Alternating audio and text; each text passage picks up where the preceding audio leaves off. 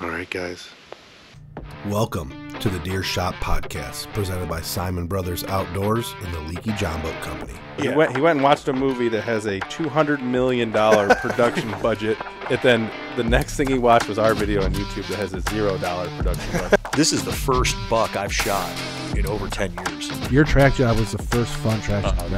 That kind of like, I think part of my life was influenced by that night. Then you miss him 3 times with a rifle at 70 yards on video for the whole world to see. That's what Caleb did. 5 years ago, we couldn't shoot a deer at 100 yards with a slug gun. Now you're shooting turkeys at 100 yards with a shotgun. Joey takes The shop is closing up. Make sure he takes all his right antlers. You can't leave anything. All right, guys. Deer Shop Podcast, episode 106. Life events, recent podcast, technology, and new deer hunting methods. That's what I got written down. Terrible new deer hunting methods that are becoming mainstream, it appears, but I still feel like they're a little bit taboo. But Yeah, we'll get into that. Yeah, we're gonna get there eventually. That's And it's almost, you're not quite sure what's legal and what's not. well. I did some research, so I saw your post. We'll get to that. Yeah, we're gonna get that. It's got you got me, Caleb here, Isaac, and Ethan in studio in the Deer Shop. Once again, we do appreciate all the viewers and listeners. It does seem that we actually get the most viewers and listeners when we just do our cruise in the Deer Shop, as opposed to getting guests on and having broad, big topics, and When it literally is just the Deer Shop Yeah. podcast. which I appreciate that. I mean, we're not going to quit our jobs anytime soon and start podcasting full time, obviously, but it is nice. It is nice to see that. We do have the plans for it. It's starting to become like a repetitive thing, I guess. There is guests coming, and there are some very big podcasts planned. It has been a busy month. And maybe share, so if you're the audience out there, share if you'd want us to have these big guests. Yeah. It seems like there's been obviously there's a lot of upstart podcasts these days. A lot. Yeah, And we got in when it was saturated, and we're already 100 episodes in, so Yeah. there's a lot. It's even more saturated. there's a lot that are getting guests on right away, famous Yeah. guests, but they don't seem to get much traction. So I'm not sure if it's the guests themselves or if it's the hosts or how it works. I think, obviously the squeaky nut will get the grease. Yeah, so- eventually, I guess. Yeah, I mean, feedback helps, guys. So comment who you want to see, who you want to hear, what topic you want to see. Kind of give us some direction on what you guys, the audience, want, because Or you I just know what wanna- I want to talk about, but, If you just want to hear us bullshit about what we got going on. Because we do that a lot. And our opinions upon things. it was cool to speak with everyone at the Medina County Fair last week. There was a good amount of people that came up to us. A lot of them repeats from the previous fairs, and people we knew and made some special trips, stuff like that. But it's always good to talk with people and kind of get the pulse on things.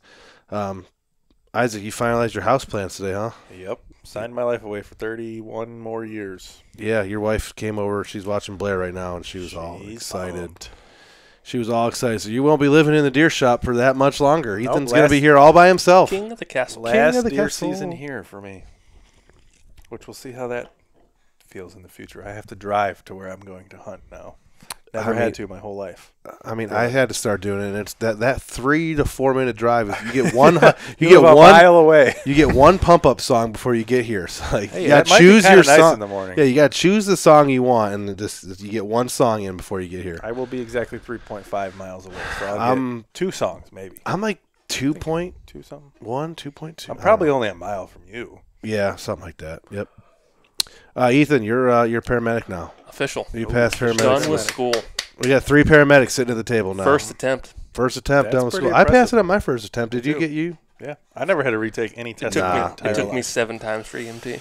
Holy. 7 times 3 and Failed How many 6 times did you take I'm with class? you. I never had 3. I never had to retake anything. No. I took it 3 times. Never had to retake a test in my entire life. I had no worries about it. Towards the end here, I've been running some calls with you and stuff, and we had some classes together. And your knowledge is you got that book thing Start going. talking where- about it in class. I'm sitting there like, Hey, what the fuck? I don't Like know you know any of that. you remember more than I remember that I have forgotten already. So Yeah. Done. however that Off saying probation. Should be off probation next shift. goes. Lucky MF. that's I had a cool. You're gonna 2-year get probation. I had a 1 year probation that kind of got in theory it was 1 year, but I had to stop following the Proby rules after I don't know 10 and a half, 11 months. I got to kind of get off the I always rules, forget about the Proby rules. We have a new guy at work. His first shift was this week, and we're all sitting around. It's like 7 o'clock after dinner, and we're like, we're gonna go watch some football or something. He's just sitting out there in the chair in the bay. We're like, oh yeah, I guess that's what you do on probation. You don't go to the TV room right away. You don't do this right away. You don't do that. At work, work, I forgot about that. Yeah, we've had a revolving door of new guys lately. I think I'm now 22 on the fireman seniority list, and there's like 50. There's a giant bee on the microphone. Yeah, I've seen it. There's like 57 total firemen, so I'm like a third of the way up the list now. That's where I'm about, a third. Obviously, we have a lot less firemen, but it's just weird. Like they have to go in the classroom and study, and they have to not go in the back. And it's after lunch. It's like 12:30. I don't know. I was doing some laundry or something, and his name's Steven. He's over there washing the truck. I'm like, dude, I'm going to take a nap. Keep it down, would you? It sucks when the probies get off their probation and they go into the count. So like our guys go into their probation last year, but they go into the count now after 6 months. So like once they go into the count, they're on. They count towards the manning and stuff. So they're no longer able to go do all the probie stuff. So like that's when the trucks have to start going back to the grocery store and shit. Yeah. Like we send the rookies can do all the housework. Like, hey man, like you got to go pick up breakfast and lunch. I was on the engine and shopping all weekend. I didn't even think to send him. That's what I'm saying. Like when you have a rookie, I guess I'm just not an asshole. I haven't when I'm at Station 1. I haven't been down. I haven't gone to the grocery store now in like years at Station 1. But like when at the outside stations, you still obviously go. Our engine driver goes to the store, and I didn't even. But I'm not good at hazing the new guy. But when the rookies all enter in the count, all of a sudden, like you have to like take the truck, and it's usually a tower, and like go buy dinner because like you can't send the guy that's no longer doesn't count. That's how I don't see the back of the squad anymore either because the new guys are in the back of the squad. I mean, that's got to be nice. That's pretty cool. You only ride the squad 6 out of 10, Ethan? 6 out of 9. 6 out of 9. That's not bad. I rode it 1 out of 9 this month. I've rode it 0 out of my last 1,000, so that's kind of cool. But dude, I'm telling you.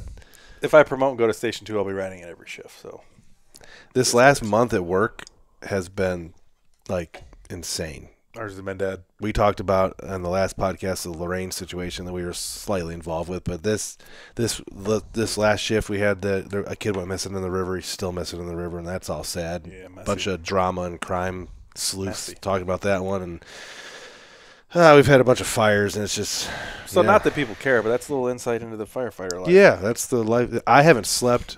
I didn't sleep last night, so like I'm running on like a couple hour stints right now. Well, that reminds me, I was replying to a few comments on YouTube over the past few days, just because we had a couple new ones, and I seen that comment the other day that still triggers me. Which one? The guy's like, you spend all your time and money hunting, why don't you do something for the community? Oh, yeah, that one does piss me off. God, it makes me mad. Motherfucker, you don't understand. I am on call for our volunteer fire department right now. Yeah, that's why you got a bubbly. If anybody has a heart attack within a 5-mile radius of here, I have to go. Probably 15 miles. Yeah, probably a 15-mile the other. Yeah. You're the treasurer for a nonprofit community organization that makes like $100,000 a year. So like that's not light work. Rich people will put it on their resume that, I'm on the board for a nonprofit. Well, I am on the board for a nonprofit. You are the board. Yeah, I used to be on the board. I'm done with that now, but yeah, that's our life. The last update I want to give before we start talking about hunting a little bit more, and this is hunting related, I guess, but it's finally going to happen. I think this next the next article or the next edition of Whitetail Life magazine. Is that what the name of it is? Yeah, Whitetail Life, where Don Higgins is the one of the editors. I'm going to have my first ever article published. Caleb is published author. Raise the pinky when he drinks his Busch Light. Well, I'm drinking Liney Lodge Limes right now. The fancy stuff because he's a writer.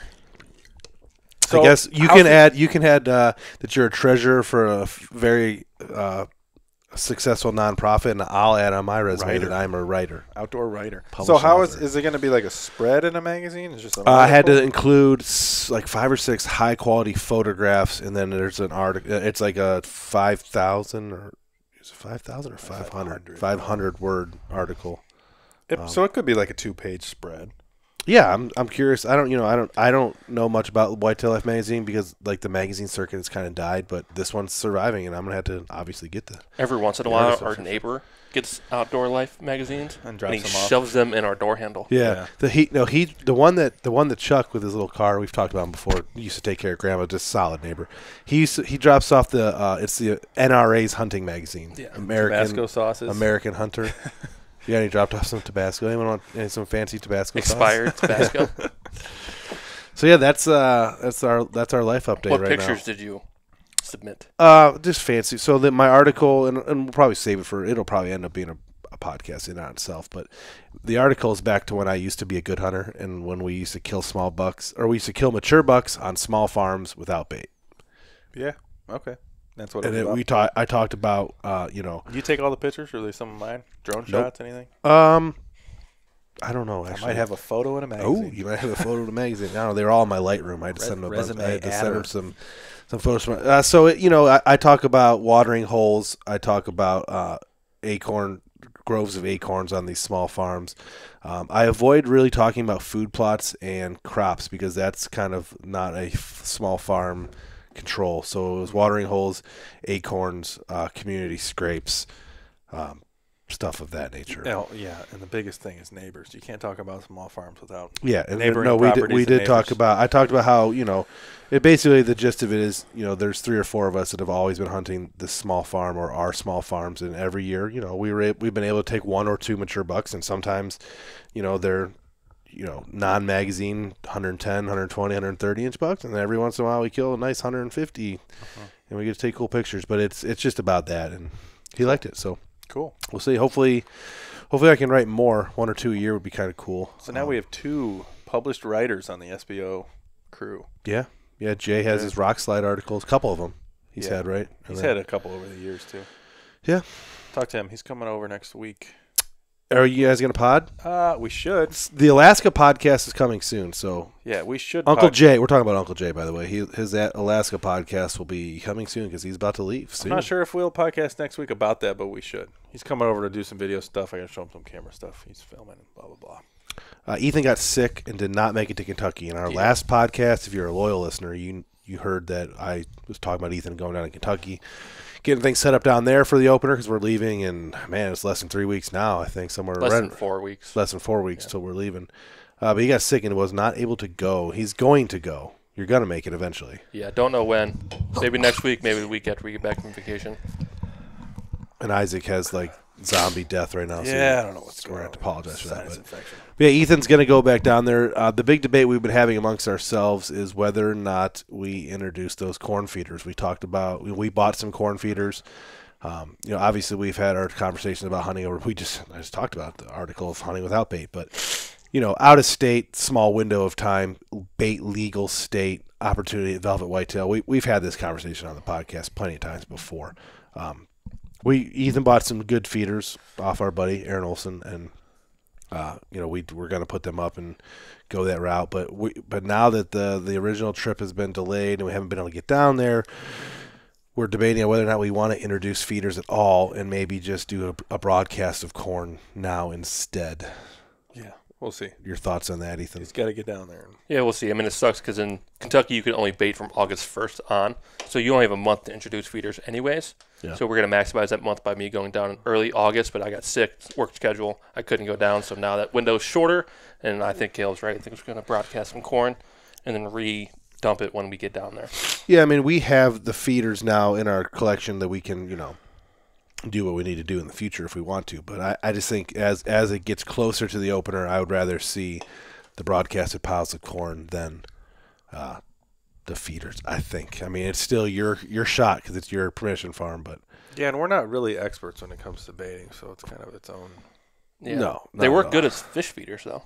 Yeah, so how's that been going? They've been crushing it? I took it down a couple days ago because I was supposed to go to Kentucky, but yeah. When the feeder was there, they were... They're there every night at 8 p.m. waiting for the feed to go off. They knew what time it was going to go off, and they waited. Mostly bluegills now and the small bass? Some bass, yeah. I want to see the catfish and the ammers get kind of... I said I seen the catfish catfish over there. How many were there? Just one. Do you think there's only one left? No, there's a couple. Last year, we would feed them with bread and stuff off the dock. There'd be a couple different ones. Okay.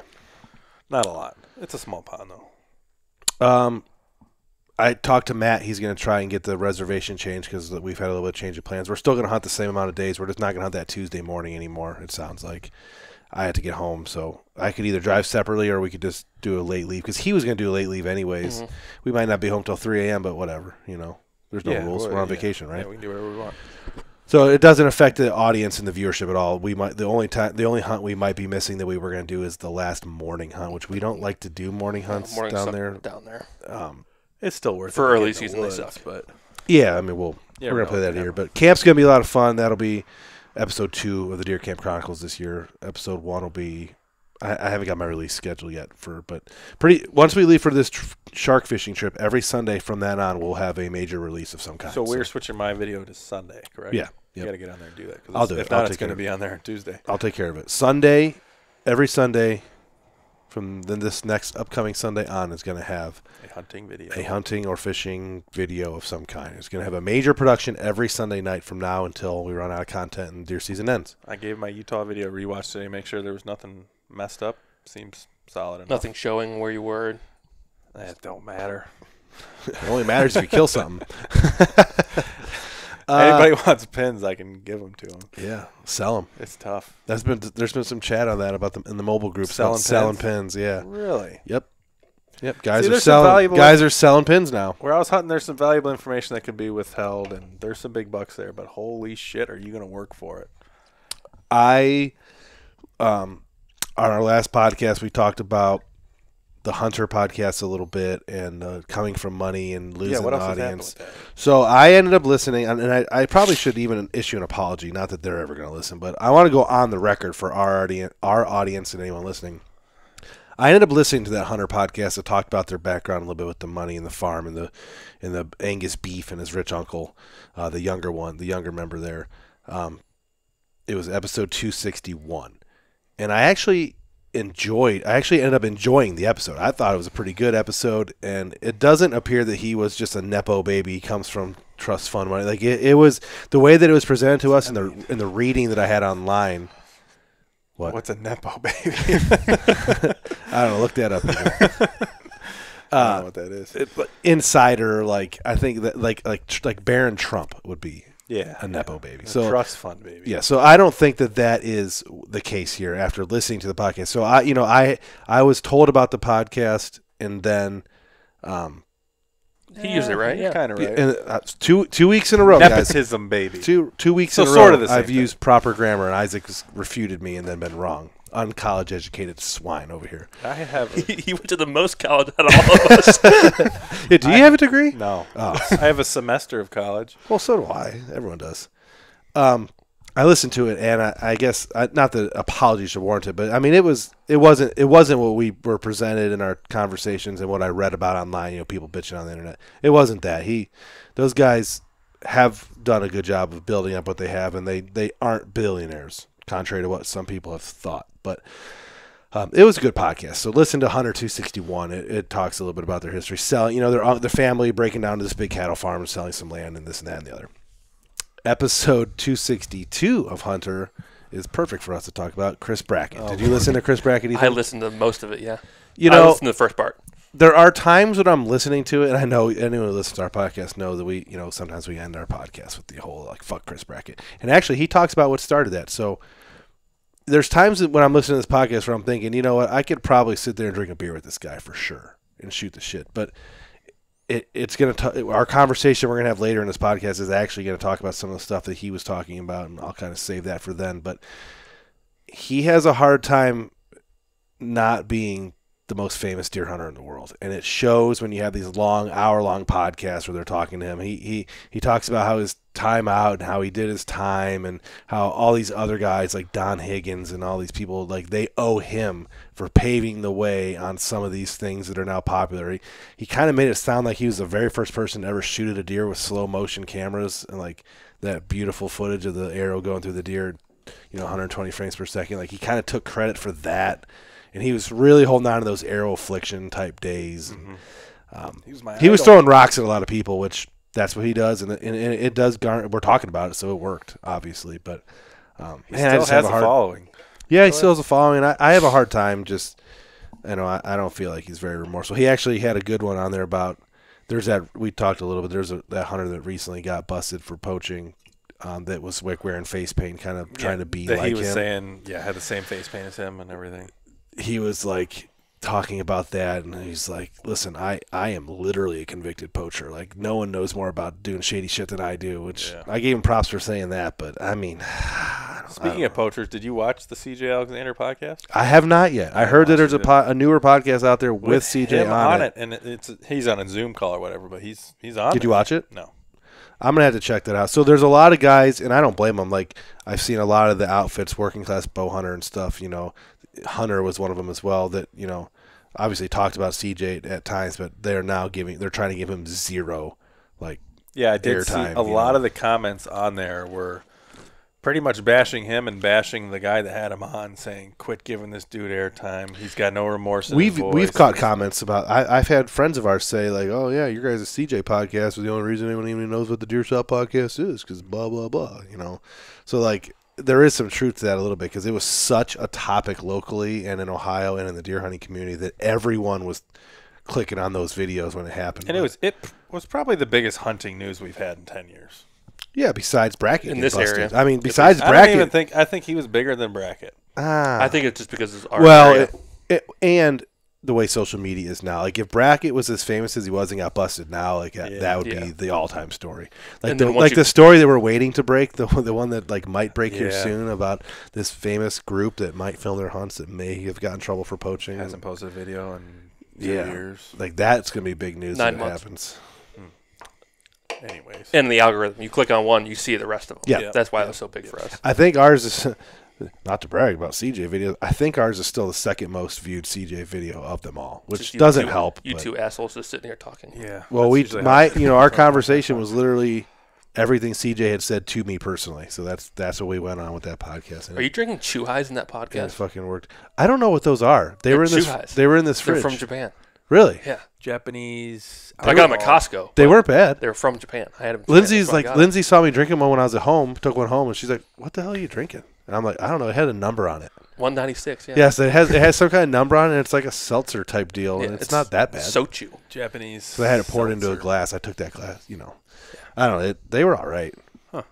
All seltzers taste the same to me. So if you're in the mood for a seltzer, they're just all the same. Yeah. There's something I'm gonna say it now. I forgot. I have forgotten. CJ, we're talking about CJ. Nah. So in our communities, group chats, Snapchats, Facebook groups, the online hunting pulse, Local hunter groups that we have. local and national. There's been a lot of talk about technology, some uses of technology nowadays, and and we talked about this a lot last year, and it's just becoming bigger and bigger and bigger. New methods, technology, some of these things, and obviously the listener, I'm going to keep his name out of it because we're going to get him on the podcast, the one that really started this.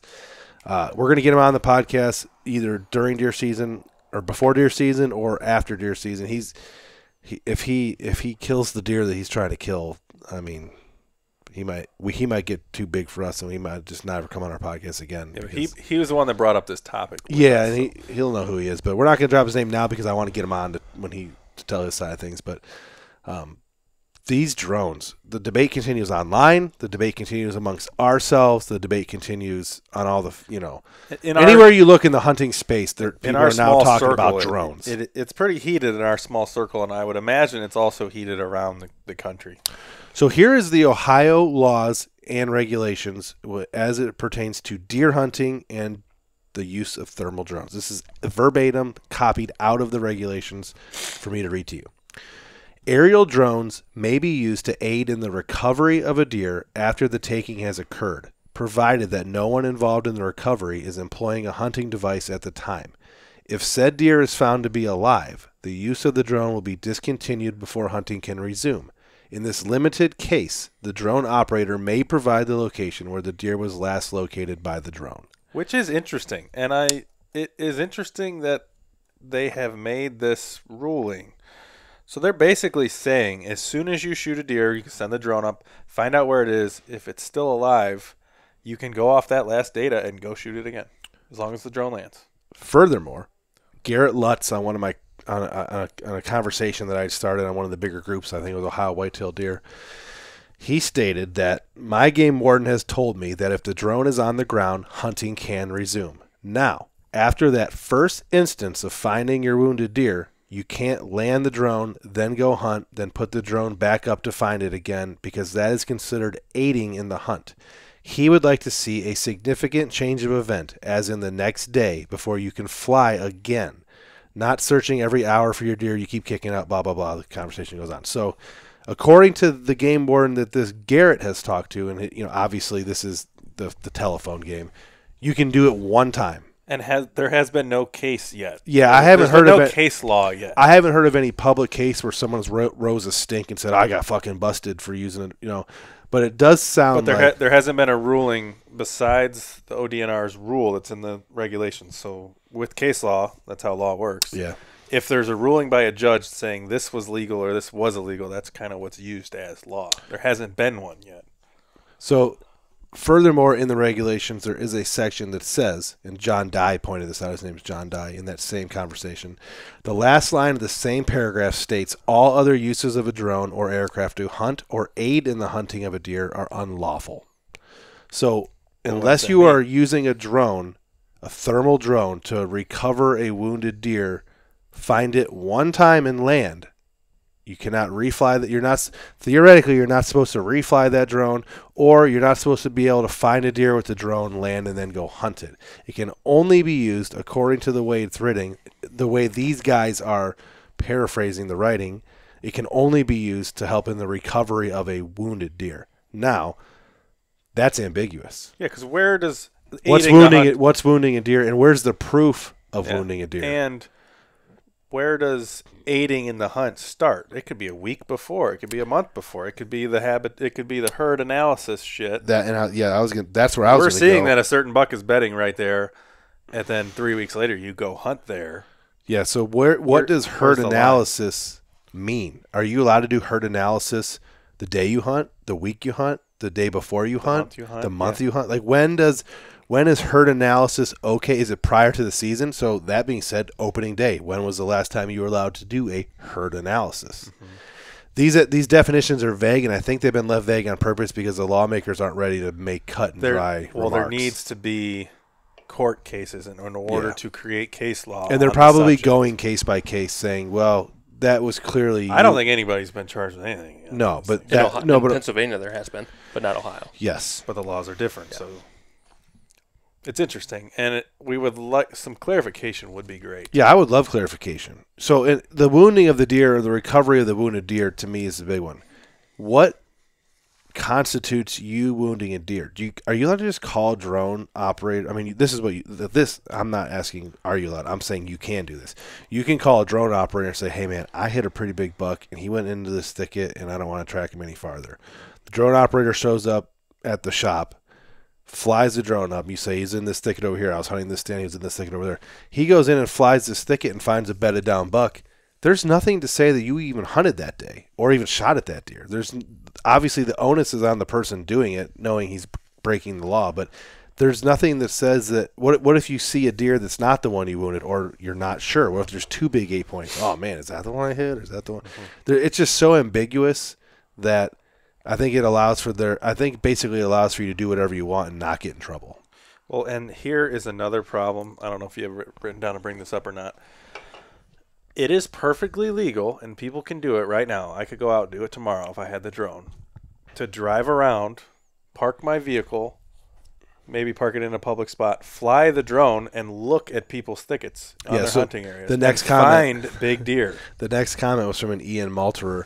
Even when using a drone to recover, you should still have to gain landowners' permission to fly and scan over a property. And that is not true. You do not. You 100% do not. I can fly a drone up right now and just go take a video of every single farm in Chatham, and there's nothing that can stop me. Those laws are created by the FAA. Now there's the 400 feet and the 1 mile line of sight, all that. So I would theoretically have to keep moving to do all of Chatham. But the point remains, there's nothing stopping If you get a rumor that Farmer Bob has a 200-incher that he's been seeing, you could go fly his whole farm, find that deer potentially, and then figure out a way to maybe hunt it, maybe see where it's going. Yeah. And because you're just doing a herd analysis, and there's no rule on. So is that the season's not in yet, so it doesn't matter, right? I know it may not be illegal yet, but is it immoral? Is it inhumane? I would definitely. I mean, obviously, us sitting here at this table, we all think it's immoral. We do, yes. But Some people our don't. opinion doesn't matter for shit. Yeah, well, our opinion only matters as much as we say it. Yeah. But that's how we feel on the matter, and especially. There's a couple of people on our team that use these drones professionally for search and rescue and firefighting stuff. I'm licensed to use the drone. He's a licensed drone operator, and I don't want it anywhere near deer hunting, except for hard recoveries. I understand that. I guess we owe it to the deer to try to recover it if you wound it. But that's pretty much it. And the only other time we use drones here at Siman Brothers Outdoors is for filmmaking purposes. And it's only for taking video of B-roll and landscapes. And that usually involves a fat white Caleb on a tractor. Yes. Yeah. But that's not hunting. That's just us making videos. So, in our experience of these thermal drone recoveries, they have been able to find the wounded deer every single time that the deer was either mortally wounded or very badly hurt. And the deer that they weren't able to find have always been super alive. Yeah. And we've lived for another year or live for another month kind of deer. Without even trying, we've happened into other target bucks in the area. Yep. Like, oh, shit, that's one of our target bucks. It's sitting there 200 yards from this wounded deer. Yep. And we accidentally found him. Yeah. It's a dirty feeling. It's dirty. It's like, it's just a dirty feeling. And this opens up. But it's legal. Opens up cans and cans and cans of worms. Are people doing this all the time? I know people have. If you can do it, there's people that have done it. I would love to get. I mean, we can get. I can try. It takes some coordinating, and we would obviously have to. We'd have to find a way to get enough microphones. But I could try and get the 3 or 4 drone operators that I do know that have thermal drones and get them on here. We've had them on before. The drone guys have been on here multiple times before. Yeah. But now that the climate is changing, you get them to talk about the rules and what they would do and what clients have asked them to do. And I kind of like how the western states work on the scorched earth method of regulations. Trail cameras, they outlaw them. Some states outlaw them completely. Some states, July 31st, you got to pull them out of the woods.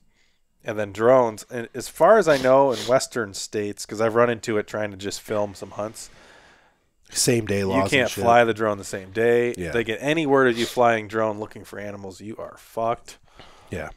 I just wish Ohio would do some scorched earth type regulations. But it's also moving and bringing so much money for the state. I kind of like the idea. We can just go off on these tangents now because we're there. I kind of like the idea of not allowing any trail cameras on public land. What I don't like about that is it'll push even more people to do everything in their power to hunt private. Yeah, because there's gonna be some guys that are lost without trail cameras. Yeah, but I don't like the idea that like public and we have cameras on public land. We have, and multiple states put cameras on public land. It's not a secret because it's legal and it's a tool that we might as well use because we can. But I would not be mad if they outlawed that at all. I'd go get them tomorrow. Yeah, let public land be public land. Let people walk around in there without having to worry about get their picture taken. Old school scouting goes into effect. Well, and I just thought about that. The public land we have around us, pretty small piece, heavily hunted. We could go fly a drone there tomorrow and see if there's any deer hanging out, where they're hanging out, and it would give us a huge heads up for the season. You want to do that tonight? No.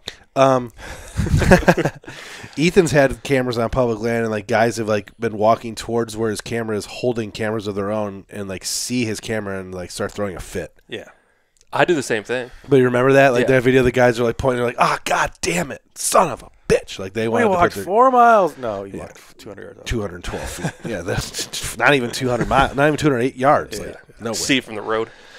Yeah, and we're going to beat the dead horse for the 3rd time because we've talked about it in multiple podcasts in a row. But cell cameras, I feel, have been making us worse hunters. So way worse. Way worse. I wouldn't hate it if they were gone. No, we use them. I don't know. I mean, people could yell at us the same way we yell at people using drones, using cell cameras. But like, I wouldn't mind if they were gone. Save us some money. Even if they were gone during the season.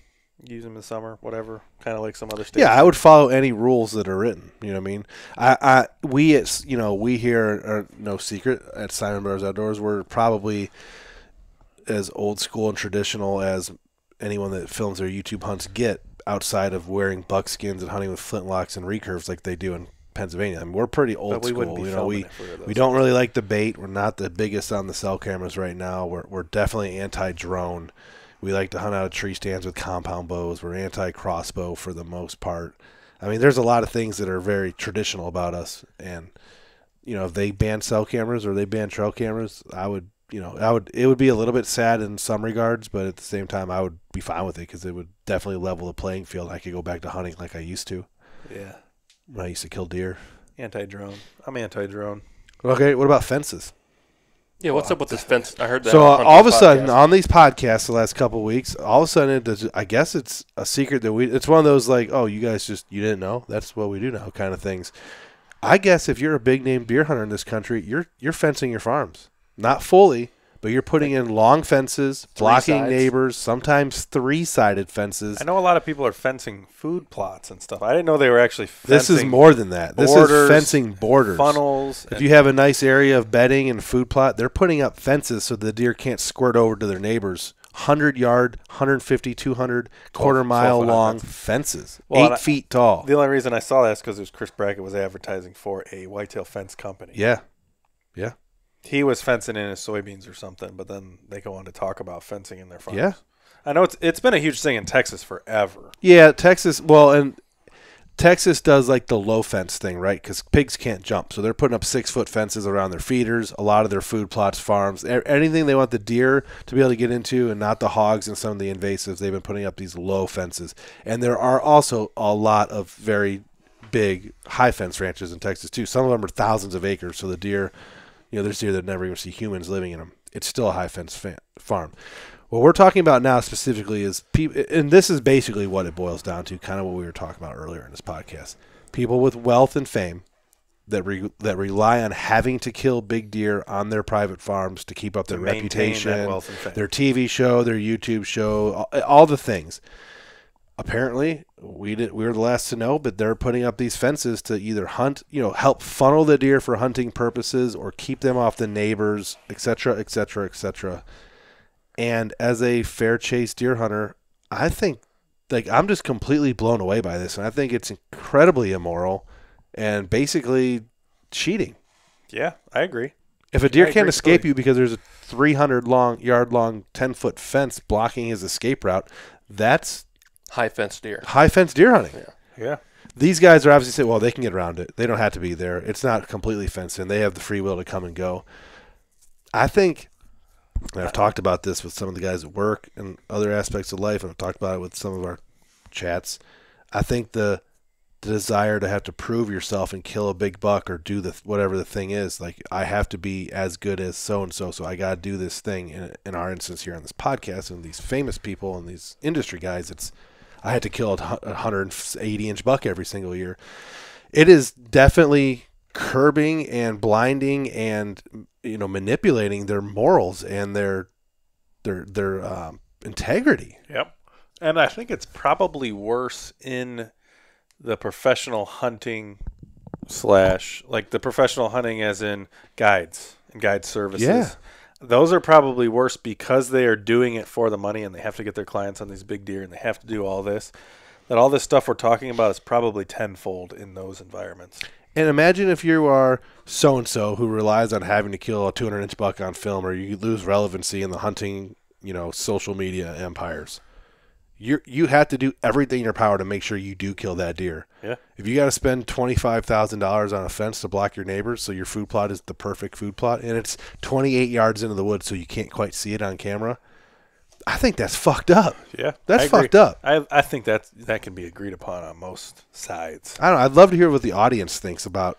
I mean, we're finding out about it now because of some recent podcasts we listen to, but the thought of doing this to me is just like insane. I bet our audience has no idea it's happening unless they consume. I bet 1/3 of our audience consumes the same podcast that we do, and I bet they don't even know it's happening because we didn't know it's happening, so they definitely don't know it's happening.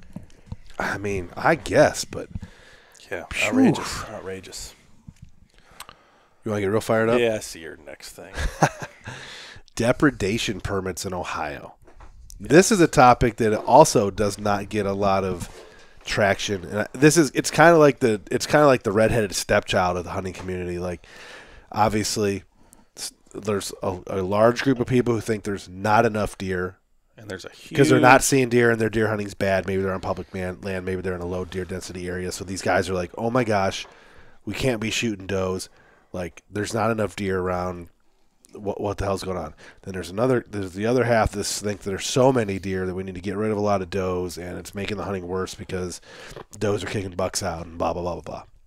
In the middle of that, not only is there the state programs like the metro parks and stuff that are culling deer in these cities and in the metro parks and around us, and it's a big deal here because we're not far from that stuff, but also allowing farmers and nursery managers, people on orchards and stuff, tree lots, to get these depredation permits in the summertime. No limit on how many. Well, there's a limit on how many you can kill. I think they give a bag limit, but no limit on the weapons you can use, how you can use them, when you can use them. So we're talking the coyote setups, the thermal scoped long-range coyote rifles and semi-autos, AR platform guns that can just lay waste with, and you can use suppressors and all that. These guys are allowed. And, I don't know how much the public knows about this, especially if you're in a high deer density area or hunting near maybe cities or areas where there's like not as much hunting pressure, but very big bucks and a lot of deer. These guys are allowed to go around, and in some instances they have buck and or doe permits, and they're allowed to just shoot your 200-inch velvet hitless buck in the middle of the night in the forehead with their coyote gun. So with these, cut the head off and bury it, send the meat to a meat packaging plant, donate it, or throw it in the fucking ditch. Yep. And there is nothing illegal they about have to throw it. it in a landfill, so in a dumpster. Yeah, dumpster leave it where it lays. So it's kind of a touchy subject in that region. Yes, there's nursery managers and farmers and stuff that are losing revenue because of these deer. There is other ways they can combat that. Fences. Isn't it ironic that the big time deer hunters are now building fences to keep deer in? But these nursery managers are unwilling to build a fence to keep deer out. Yeah. It's a fucking weird catch-22. It is a weird catch-22. And it seems more dirty, or I should say it seems less dirty when 5 Metro Parks officers go out, sharpshoot deer on the parks. Because a study was done. They're getting paid to do it. It's the government doing that. It's their job. Oh, you said the G word, government. Fuck the feds. As it does fellow hunters going out at night and sniping deer in bean fields with thermal scopes, bucks and does. Bucks and does. Sometimes there's doe only permits. Sometimes it's either or. It just seems so wrong to me. Yeah. This is a resource that we put our blood, sweat, and tears into trying to better. And the biggest topic amongst that is not shooting small bucks. Yeah. I'm getting crucified on a daily basis over here because Caleb Simon no longer shoots 3-year-old 130s, and he's a terrible hunter now because he holds out. Could you believe that son of a bitch holds out for shooting deer? When our neighbor one farm over with depredation permits could just be night sniping these bitches from his fucking pickup truck bed and leaving them lay in the field, and there's nothing I can do to stop it. And let it be known, this is not only happening in the cities and suburbs. No, it has happened here. It's happened here in our very neighborhood. There is more than one person that has been on our podcast that has depredation permits and shoots deer in the summer. Mm-hmm. So let that sink in. It's also awful because C.J. Alexander got a price put on the deer he killed, going to jail for it, this holy number of deer. Yeah. And then went to prison. ODNR went to prison. Prosecuted him, and then they also say, fuck him. Yeah, someone could have, in that area, if they had a depredation permit, someone could have shot that deer in the middle of the night. They're not allowed to keep the antlers, buried the head, and no one would ever know whatever happened to them. And there's so many deer where we might, a farmer that has a vendetta against deer and maybe hates deer hunters because they're always asking them to come over and they're always trespassing, they're knocking down my beans and blah, blah, blah, all that shit. He could get these depredation permits, and he could be sitting there on his grain silo at night, shooting every big buck in the neighborhood, and let him just lay in his field, and there's nothing you can do about it. Is the buck worth $30,000 or is it $17 depredation? That's what I'm saying. That's the fucked up part. And I would almost justice for CJ, man. Fuck. Don't you ever say that? I would feel better if these I don't know how many acres you have to have, but these deer that these farmers are shooting are not just living on their property. No, other people's, public resource that we hunt for. If you had 15,000 acres and they gave you 15 permits, sure, Those deer aren't leaving your Yeah, farm. these guys have 126-acre fields surrounded by storefronts and developments, and every night the deer are out there just munching away, and they're getting mad. I think the ODNR should ask the upfront questions. I want you to show me your 10 hunter slips that you wrote this last year allowing hunters to legally hunt your property. Show me your liability. How about your legitimate effort that you've put in to kill these deer legally? Well, and if you have done that and you've killed them legally and they're still overwhelming you, then yes, maybe. Here's the you brought up the word that has probably just answered our own fucking problem. The L word. The farmer is going to say, my lawyer says not to allow anyone on our property with guns and arrows, and they get hurt. I can be sued. Yeah. So that's the reason right there. That's probably we just answered our own question in the middle of the podcast. I think you have to exhaust all legal and moral methods of killing these deer and controlling the deer before. Right. But that's so much harder than letting. I would like to. You should have to show proof that you allow up to 10 hunters to attempt to kill deer on your property the year before and it didn't work, or maybe show how many they did kill on your property. Did anyone kill a deer on your property last year? Well, no. Did you allow any hunters? Well, I allowed 7, but they were all trying to kill that big buck. Well, there's your problem. Tell them they had to shoot 3 does first. Something of that nature, because obviously just being able to say, all my apple trees are getting fucked. I'm not paying for a fence. Well, how about we go to the ODNR for some depredation permits? State has fuck them deer hunters. The state has many programs for letting the general public come onto your land to hunt as Our uncle's enrolled in one. We have family land enrolled in it. Maybe you have to do that first. That'd be awesome. Because they won't do it. I do believe it's all selfishness. When the state set up those programs, all the liability then falls on the state. It doesn't fall on the landowner. So that kind of saves you from those liabilities. Isn't there liability? Yeah, this is the Kevin Costner thing, though. Like, get off my land, this is my ranch kind of shit. Isn't there liability waivers that they have them sign, though? Yeah, they're not binding. They're not a good enough lawyer can go through any liability waiver. It doesn't matter. It's just frustrating because we pour. It is frustrating. How many hours of our lives do we pour into trying to improve and trying to be better? 30 to 40% of my waking life. Yeah, at least. Probably more than that. And I didn't even hunt my first 16 years. Yeah. And everything that we've ever talked about, 106 episodes of this podcast are mute. 728 YouTube videos. Are a mute point when a depredation permit comes into effect. Yeah, my neighbor could just say, fuck you and your podcast. I'm going to, fuck that. I called the game warden, he gave me 10 bucks or does. You better make sure they stay on your property, bitch, because I'm going out tonight with me and my 3 friends. I hate it. I hate it. I hate it. I hate it never so participate much. in it. I mean, we have friends that do it, and I'm not going to fucking commit crimes on them, but God, do I hate it. I hate it. I'd like to get there. We can appreciate the people that do it the right way and give the meat away and try to only shoot does and blah blah blah. But so here's a question. Isaac's fired up.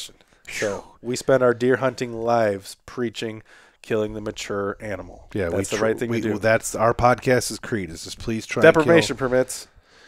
Should you be trying to kill the same animals? Yes. No. Those are a valuable resource. A big giant buck. Or should you be out there blasting your 1.5-year-olds? Dude, I don't know. I don't know either. I don't know. But I don't like it. You go blast mature bucks with your rifle at night, I'm going to be pissed if I'm hunting in that area. So pissed. And you're not even going to know. No, he doesn't. They don't have to tell us.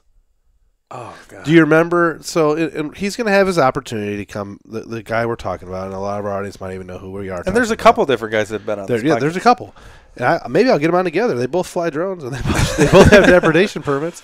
But listen, he was afraid to give me videos of him shooting the deer in the summer with his thermal to use on his intro because he said it would be taken negatively by the public potentially. I think it would be. No way. So that tells me everything I want to know. Shocking. Right there. That to me is the answer, And let's go further into this. Your shot last year. You still every day we stare at the deer that you killed last year because right behind the you camera. didn't recover it in a great time. You put a bad shot on it. You tried your best to do an ethical shot with your bow. All that goes out the window for depredation permits. You're just pulling the trigger and hoping deer fall. And if they get gut shot and go die in the weeds 3 days from now, who fucking cares? And good. He's not in the field. Millions and millions and millions of people are trying to do the best thing every day. What broadhead should I shoot? What bow should I shoot? What shot should I take? What's your effective range? Should you stop them with your mouth? Should they have head up, head down? Out the window. Every hunting conversation ever is out the window as soon as those permits come out. Yeah. Except for maybe how do you like your back straps cooked, because that's the only thing you're getting out of And it. according to Matt Pavlik, the deer stink and have no fat at all, and the meat in the summertime is worthless. Not to mention, I thought you weren't supposed to eat the meat in the summertime anyways. that's the rabbits. worms and That's stuff. rabbits. Well, you're supposed to make sure you freeze it at least once first. Keep it frozen for a period of time. That kills most of creepy And crawlies. not to mention the does that you're killing that have fawns that are still dependent upon them. Yeah, as well. at this point, no. But it's a depredation permit. You can do it in May. You shoot one, and it takes out 3. Yeah, I guess that's better. That is. Starving to death and getting eaten by foxes and coyotes is the way. I don't know. I saw a video where snapping turtle had a fawn the other day. Really? Yeah. That's It was- cool. Now, it might have drowned first, but Yeah, this fucking thing was, this snapping turtle was just pulling this fawn along a creek, like by the Damn. neck. Like, damn. Mother Nature. I got a cooler fun, than I got a fucking fun high-powered story, a rifles. fun, morbid story, and I don't want to get in too much trouble with it, but you guys will get a chuckle out of it. What'd you do? I didn't do nothing. One of my buddies, it's on the dive team at work. You guys know him. He's big drunk idiot. You can probably put it together. Do we have the same name? No, Not that big no. drunk He doesn't like idiot. to wear a shirt. Oh. He was down there searching for this poor gentleman that was missing in the water, and he was going along the shore in his wetsuit, and he came upon like there's like rock formations and stuff, and there was a crevice in the rock, and he like stuck his head and his light in there. He said it was a fucking beaver the size of a trash can. He said it was like 4 feet long Yeah, body. they're Couldn't even ever see the hide from tail. 4 foot long beaver staring at him like 10 feet away, like through this hole, just like looking through his soul. And like for the last 2 days at work, everyone's like researching like beaver attacks, and like they go for the femoral artery. Yeah, and, it happens. and they can't be trapped or hunted down there. Those beavers could be as old as a beaver could what is it? possibly be. Lake Placid. Lake Placid Right. There's a beaver attack in the movie. You ever seen Zombie Beavers? Yeah, I have seen zombies. That's a good movie. That's a really good movie. boobies in that movie. Boobies in that movie. Lots of boobies. And like crazy zombie bears and obviously beavers. But that was, yeah. Another comment on the deprivation permits. Bring it on. I understand the whole point is to kill the deer. So, yes, thermals, night, bean fields, easy kills. Like, literally, you could walk up to him and probably shoot him with a handgun if you wanted to. Yeah. But I guess there's no sporting in this. These people So, are like, hunters. They don't care. The ones getting the permit, Yeah. not the ones partaking in the shooting, but the ones that want the deer gone, they don't have a conversationalist bone in Yeah. their body because they care like, about profit. you could say, oh, let's only do it by legal hunting methods, or only do it by bow, or but they don't care. They just want deer dead. If they could poison them, they probably would. I don't think it should be a free resource to just kill every buck. And like, if you can prove that the deer are fucking your crops up that bad, I feel like, And I think you should have to do it yourself. yeah, for one, you should have to do it You yourself. 100% should have to do it You should have to do it yourself. You should have to make sure the meat does get used, whether that is get it to a processor in a timely manner or pay for someone to process it. Like, it shouldn't be a free resource. And bucks should definitely be out. You should not be allowed to kill bucks. Yeah, all the effort that the ODNR does to improve. If I'm only allowed to kill one buck with a firearm or a bow or by legal means in the entire state of Ohio, no matter what, I'm telling you, it doesn't matter if I get a draw hunt. It doesn't matter if I kill one with a bow and then wait till muzzleloader. It doesn't matter if I get anything else. In Ohio, you can only ever kill one buck legally as a hunter. The fact that depredation permit guy could kill 20 in one field is bullshit. I hate it. I hate Fucking it. bullshit. It goes against everything that and I don't know. I just don't like it. Do you want to be here when we have those guys on, or are you going to skip out on that one? I don't know. I mean, it's I understand. It's good banter. They have one argument, and that argument is They're getting permission. It's for the farmers. Yeah, they're holding their spot to kill one buck by killing all the does and small bucks and whatever. Yeah, it just bothers me. How like it's like so much effort on this side, just to be undone by effort on this side. Yep. And we're in the same area. We're hunting Political. the same deer. It's political. It's fully political. And not a lot of people know about it. No. No, I would Our say. tens of listeners will now Hidden in the shadows. hear about it. Well, like we never really knew about it until it kind of struck home with people that we knew.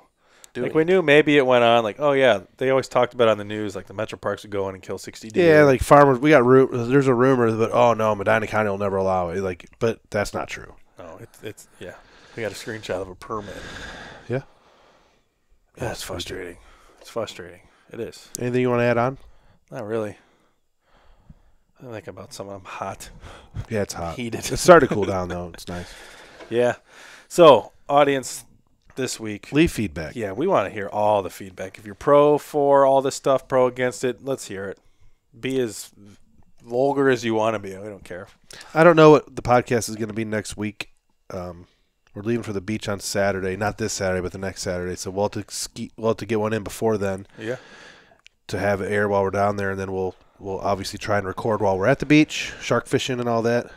Yeah. And then come back from that 1 week, then we're hunting deer. So cool. Holy fucking shit. It's close. I think that sums it up. Yeah. Deer Shot Podcast, episode 106. Thanks for listening. We are out. Out.